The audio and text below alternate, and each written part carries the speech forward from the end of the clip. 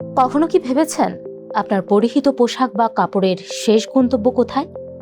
আপনার আমার মতো লাখো কোটি মানুষের এত এত পুরনো জামা কাপড়গুলো কোথায় যায়? এসব পুরনো ছেঁড়া মলিন জামাগুলো কেনেই বা কারা? কি হয় এই ছেঁড়া ফাটা নষ্ট জামা দিয়ে? চলুন জেনে আসা যাক সেই সব। সঙ্গে আছি আমি, বর্ণা দাস।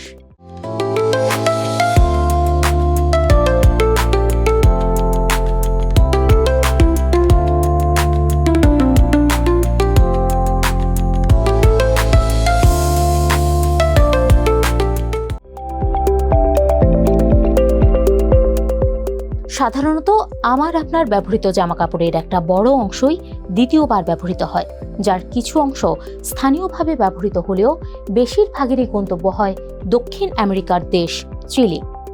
বিশেষ করে যুক্তরাষ্ট্র, কানাডা, ইউরোপ ও এশিয়া থেকে বিপুল পরিমাণ ব্যবহৃত কাপড় আমদানি করে চিলি।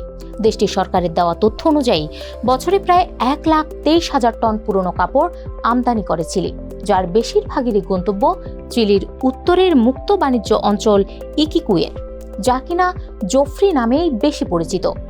এই এলাকার ব্যবসায়ীরা শুল্ক বা ভ্যাট ছাড়াই পণ্য আমদানি, সংরক্ষণ ও বিক্রির সুযোগ পান বলে অল্প পুঁজিতে বেশি লাভের আশায় পুরনো কাপড়ের ব্যবসা করেন, যা চিলিতে আসার পর হয় স্থানীয়ভাবে বিক্রি করা হয় অথবা লাতিন আমেরিকার অন্যান্য দেশে পাঠানো হয়। আর যেসব কাপড় একেবারেই ব্যবহার উপযোগী নয় সেসব ফেলে দেওয়া হয় চিলির আতাকামা মরুভূমিতে। হিসেব বলছে বছরে প্রায় 39,000 টন পুরনো কাপড়ের শেষ আশ্রয় হয় এই মরুভূমিতে, যার ফলে ক্রমেই এলাকাটি ময়লা কাপড়ের স্তূপে পরিণত হচ্ছে। জোফ্রির মহাব্যবস্থাপক ফেলিপে গঞ্জালেসের ভাষ্যমতে প্রায় 50টি আমদানিকারক প্রতিষ্ঠান এই পুরনো কাপড়ের ব্যবসার সঙ্গে জড়িত, যারা স্থানীয় অর্থনীতিতে গুরুত্বপূর্ণ ভূমিকা রাখছে।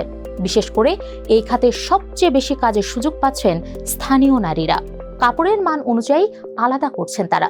এর মধ্যে যেসব কাপড়ের মান সবচেয়ে খারাপ সেগুলোকে খোলা বাজারে পাঠানো হয়, যেখানে টি শার্ট, জিন্স থেকে শুরু করে সব ধরনের কাপড়ই পাওয়া যায় নামমাত্র মূল্যে, যা কিনতে ভিড় করেন স্থানীয় মানুষ, এমনকি পর্যটকরাও। কিন্তু যেসব কাপড় বিক্রি করা যায় না তা নিয়ে তৈরি হয় জটিলতা, কেননা এসব কাপড় স্থানীয় ডাম্পিং গ্রাউন্ডে ফেলা যায় না। তখন নিয়ম অনুযায়ী ব্যবসায়ীদের হয় কাপড়গুলো রপ্তানি করতে হয়, অথবা কর দিয়ে দেশের অন্য এলাকায় বিক্রি করতে হয়, অথবা অনুমোদিত বর্জ্য ব্যবস্থাপনা প্রতিষ্ঠানে পাঠাতে হয়, যা কিছুটা ব্যয়বহুল। ফলে অনেক ব্যবসায়ী অবৈধভাবে কাপড়গুলো পুড়িয়ে ফেলে অথবা মরুভূমিতে ফেলে দেয়, যা স্থানীয় পর্যায়ে তৈরি করেছে এক জটিল সমস্যা। স্থানীয় প্রশাসনের কঠোর নজরদারির পরও অনেকে কাপড়গুলোকে মরুভূমিতে ফেলে যায়, ফলে মরুভূমিতে কাপড়ের স্তূপ ক্রমেই বড় হচ্ছে।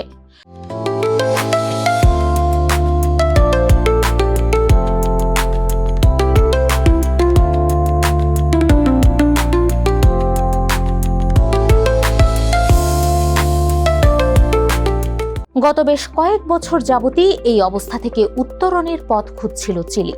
অবশেষে সমাধানের পথ খুঁজে পেয়েছে সার্কুলার টেক নামের একটি প্রতিষ্ঠান।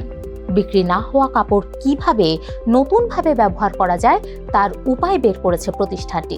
মরুভূমিতে তৈরি করেছে নতুন একটি কারখানা, যেখানে অব্যবহৃত কাপড় পুনর্ব্যবহার করা যায়, অথচ এর জন্য পানি বা রাসায়নিকের ব্যবহারের প্রয়োজন হয় না।